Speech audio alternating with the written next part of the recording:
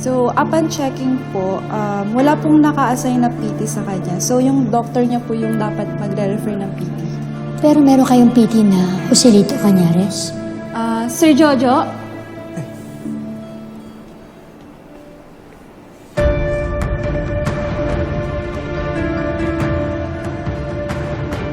Hazel?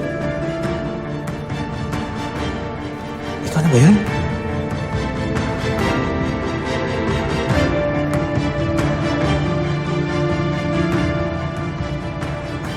Ang tagal kitang hinanap.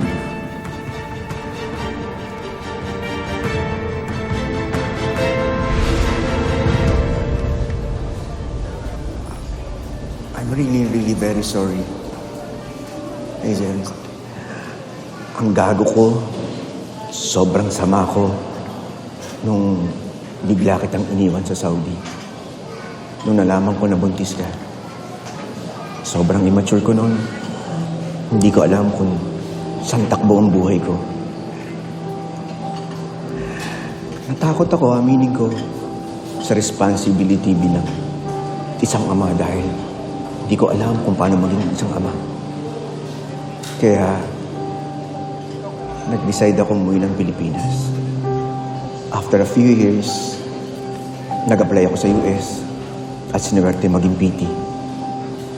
Naging successful, pero hindi pa rin ako matahimik dahil sa ginawa kong pag-abandona sa inyo ng anak ko. Maniwala ka sa hindi. Hinanap kita. Bumalik pa nga ako ng Saudi. Pero wala makapagsabi kung nasan ka. Hinanap ko yung best friend mo, si Alice. Pero wala. Bumalik pa ako dun sa dating hospital. Pero ayaw nila magbigay ng details dahil sa staff confidentiality. Ang dami-daming hazel sa social media. Hindi kita mahanap. Hindi ko alam kung ano naging apelyido mo, kung nag-asawa ka na, or blacklist? Malamang. Hanggang naisipan ko na mag-settle dito sa Pilipinas. Dito pala kita mahanap. Kasi alam ko na sobra-sobra ang galit mo sa akin hanggang ngayon. Sana bigyan mo naman ako ng pagkakataon na makabawi sa inyo naman ako.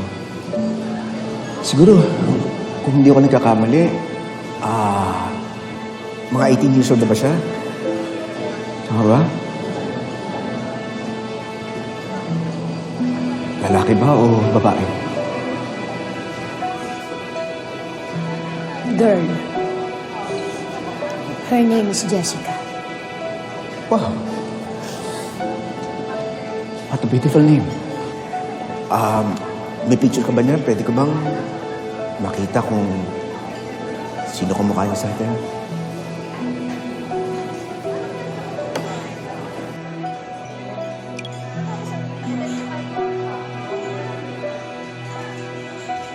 Wow! Ang ganda niya. Kamukha natin siyang pareho.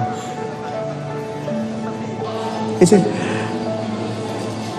nakikiusap ako sa'yo. Pwede ko ba siya makita ngayon? Kahit after ng shift ko? Please, Hazel.